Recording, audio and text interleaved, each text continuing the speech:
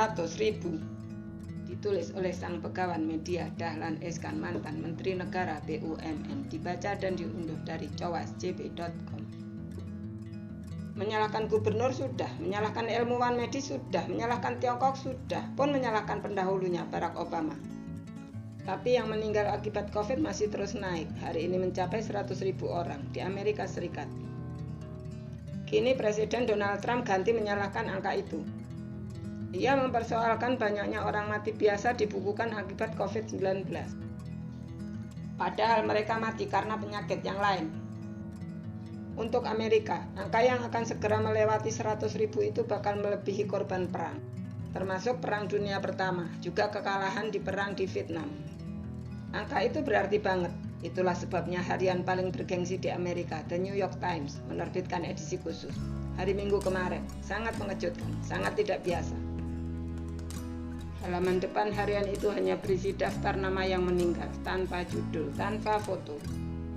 Hanya deretan 100.000 nama dengan huruf yang sangat kecil. Halaman depan koran dengan wujud seperti itu saya artikan sebagai protes, sebagai kritik. New York Times seperti beranggapan kritik dalam bentuk berita sudah tidak mempan. Judul-judul besar seperti tidak berarti, pun foto-foto dramatik. Saya sudah setengah abad membaca New York Times, belum pernah menemukan halaman depan seperti ini, ujar seorang pembaca di New York, yang saya kutip di sini dari media di sana. Melihat halaman depan seperti itu, saya pun bisa merasakan sensasinya. Lihatlah foto halaman depan itu yang saya sertakan di sini.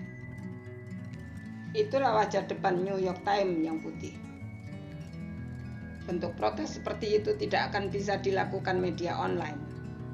Dulu di Indonesia juga pernah terjadi di zaman Orde Baru, ketika kebebasan pers sangat terkekang. Pers bisa dibredel, pemerintah sering melarang pembuatan suatu berita, kadang dengan kedipan mata, lebih sering lewat telepon. Dering itu kadang baru berbunyi tengah malam, ketika berita yang dimaksud sudah terlanjur ditata di percetakan. Sulit sekali, kalau harus diganti bisa gawat, akan telat terbit, apalagi wartawannya juga sudah terlanjur pulang. Maka redaksi yang pemberani akan mencopot berita itu, begitu saja, untuk diganti blok hitam. Besoknya, koran terbit seperti wajah cantik yang dicoretin arang di pipinya. Pembaca pun mafhum, ada yang lagi disensor. Kalau kasak kusuk, masyarakat pun cari bocorannya. Ada peristiwa apa? Bocoran itu lebih seru dari aslinya. Hitam itu sebagai protes, putih itu sebagai protes. Marah dalam diam sampai hitam, pun sampai putih. New York Times bisa memadukan antara jurnalistik, kontrol sosial, protes, dan marah dengan bungkus artistik. Memang redaksinya sudah lama jengkel terhadap Trump, pun sejak ia belum jadi presiden. Maka, ketika angka-angka korban COVID terus membubung, mereka sampai pada kesimpulan pasti akan mencapai 100.000 orang. Itu karena media melihat Presiden Trump kurang serius menangani COVID-19. Apa yang akan dilakukan media seperti New York Times? Diskusi internal pun dilakukan, melibatkan staf artistik. Banyak ide yang muncul. Penuhi saja halaman depan dengan foto-foto wajah korban, kecil-kecil. Tapi itu sudah biasa, dan halaman depan itu akan terlihat kotor. Ada pula ide, halaman depan itu dipenuhi saja titik-titik, sebanyak 100.000 titik. Ide ini dianggap kurang menusuk ke relung hati. Akhirnya diputuskan nama-nama itu. Saya mengagumi ide itu, dan mengagumi yang menyetujui ide itu. Tapi mengapa korban di sana sampai 100.000? Trump pernah tidak menduga akan sebesar itu. Ia pernah menganggap COVID itu begitu sepele. Kan hanya 15 orang yang terkena virus, katanya akhir Februari lalu. Dalam beberapa hari lagi akan teratasi, akan menjadi 0 tambahnya.